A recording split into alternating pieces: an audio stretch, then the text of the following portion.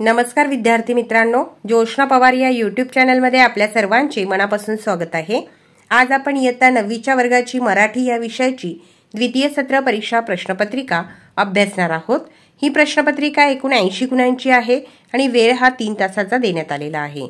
पहा विद्यार्थी मित्रांनो, जर तुम्हाला 9वीच्या वर्गाच्या इतर विषयांच्या प्रश्नपत्रिका अभ्यासायच्या असतील तर आपल्या डिस्क्रिप्शन बॉक्समध्ये इयत्ता 9वी प्रश्नपत्रिका प्लेलिस्ट देण्यात आलेली आहे। ती प्लेलिस्ट पहा। त्या ठिकाणी तुम्हाला 9वीच्या वर्गाच्या प्रथम घटक चाचणी, प्रथम सत्र परीक्षा, द्वितीय घटक चाचणी, द्वितीय सत्र परीक्षेच्या सर्व विषयांच्या प्रश्नपत्रिका उपलब्ध होतील। पहा, प्रश्नपत्रिका सोडवण्या अगोदर काही सूचना दिलेल्या आहेत, त्या सूचना व्यवस्थित वाचून घ्या आणि त्यानंतर तुम्हाला प्रश्नपत्रिका सोडवायला सोपी होईल। विभाग 1 गद्य 18 गुणांसाठी आहे। प्रश्न पहिला अ, पुढील उतारा वाचून दिलेल्या सूचनेनुसार कृती करा। 7 गुणांसाठी आहे हा उतारा। त्या ठिकाणी पुढे उतारा दिलेला आहे, तो उतारा वाचायचा आहे आणि त्यावर आधारित कृती पूर्ण करायची आहे। दुसरी कृती आहे आशय स्पष्ट करा, 2 गुणांसाठी। बघा, व्हिडिओ थांबून व्यवस्थित उतारा वाचायचा आहे आणि प्रश्नांची उत्तरे लिहायची आहे। अ मधील तिसरा प्रश्न, फरसूच्या घरातील यातनादायक वातावरणाला फरसू जबाबदार आहे, तुमचे मत लिहा। स्वमताचा प्रश्न आहे। उतारा वाचल्यानंतर त्या उतार्यावर आधारित आणि प्रश्नाला अनुसरून तुम्ही उत्तर लिहायचं आहे। हा प्रश्न, पुढील उतार्याच्या आधारे दिलेल्या सूचनेप्रमाणे कृती करा। 7 गुणांसाठी आहे पुढील उतारा देखील। दुसरा उतारा आहे तो वाचायचा आहे आणि त्यावर आधारित कृती पूर्ण करायची आहे। आ मधील एक कृती, ऑलिम्पिक सामन्यातून विकसित होणाऱ्या भावना, मैत्री, विश्व बंधुत्व, शिस्त। आ मधील दुसरा प्रश्न, कोणते लिहा। आधुनिक ऑलिम्पिक सामन्यांचे पुनरुज्जीवन करणारा कुबर्टीन फ्रेंच क्रीडातज्ञ। ब प्रश्न, 1936 सालच्या ऑलिम्पिकमधील अमेरिकेच्या यशाचा मोठा शिल्पकार ठरला, जेसी ओवेन्स। आ मधील दुसरा प्रश्न, कुठे ते लिहा। अ 1984 साली ऑलिम्पिक काँग्रेस भरवण्यात आली, फ्रान्स या देशात। आणि ब प्रश्न आहे 1936 साली ऑलिम्पिक स्पर्धा भरल्या, बर्लिनला। बघा, ही जी प्रश्नांची उत्तरे आहे ती सगळी उतार्यातच आहेत। आ मधील तिसरा प्रश्न, विश्व बंधुत्व निर्माण करण्यासाठी आपल्या मते एखादा पर्याय लिहा, 3 गुणांसाठी। पुढे ई प्रश्न पहा, पुढील उतारा वाचा आणि दिलेल्या सूचनानुसार कृती करा। 4 गुणांसाठी हा उतारा देण्यात आलेला आहे। त्यावर आधारित कृती, विनोबाजींचा जन्म 11 सप्टेंबर 1895 रोजी गागोदे या गावी झाला, 1 गुणासाठी होता हा प्रश्न। दुसरा प्रश्न, विनोबांना कोणत्या गोष्टींचे आकर्षण होते, हिमालय, बंगालचे यशस्वी क्रांतिकारक। ई मधील दुसरा प्रश्न, उतार्यावरून गांधीजींच्या स्वभाव धर्माची वैशिष्ट्ये लिहा, 2 गुणांसाठी आहे। याचे उत्तर उतारात देण्यात आलेला आहे। विभाग 2 पद्य 16 गुणांसाठी आहे पद्य विभाग। त्यातील प्रश्न दुसरा अ 8 गुणांसाठी आहे।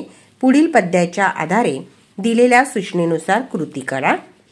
बघा, कविता व्यवस्थित वाचायची आहे। आपुले जगणे आपुली ओळख आणि त्यावर आधारित कृती, पुढील कोष्टक पूर्ण करा। मानवाने करावयाच्या गोष्टी, दिवा होऊन जगाला उजळणे, पावित्र्याची वस्त्रे पांघरणे। मानवाने टाळावयाच्या गोष्टी, चाकू बनून जगाला कापणे, पटकूर बनून तो दुसऱ्यांपुढे पसरणे। अ मधील दुसरा प्रश्न, पुढीलपैकी सत्य आणि असत्य विधाने ओळखा, 2 गुणांसाठी आहे। अ मधील तिसरा प्रश्न, खालील पद्य पंक्तीचा सरळ अर्थ तुमच्या शब्दात लिहा, 2 गुणांसाठी। अ मधील चौथा प्रश्न आहे, नको फुकाची हाजी हाजी, लोचट बुळचट काही नको, या पद्यपंक्तीचा सरळ अर्थ तुमच्या शब्दात लिहा। हा प्रश्न, खालील मुद्द्यांच्या आधारे कोणत्याही एका कवितेसंबंधी खालील कृती सोडवा, 4 गुणांसाठी आहे। निरोप किंवा वनवासी, 2 कवितांपैकी कोणत्याही एका कवितेसंबंधी कृती सोडवायची आहे। आपण वनवासी कविता पाहू।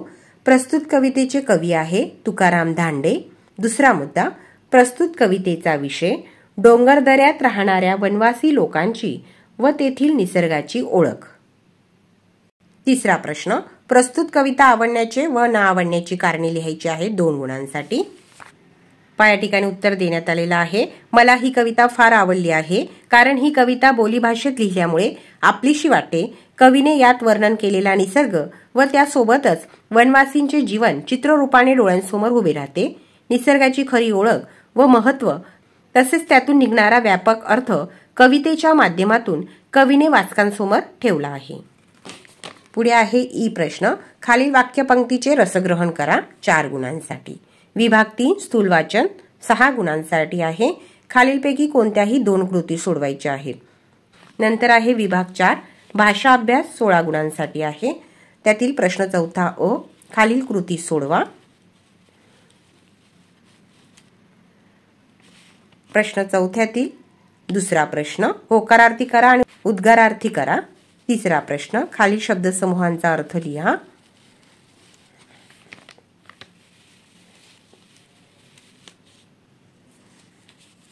विद्यार्थी मित्रांनो, ही सर्व प्रश्नपत्रिका तुम्ही तुमच्या वहीत सोडवायची आहे आणि प्रश्नपत्रिकेचा सराव करायचा आहे.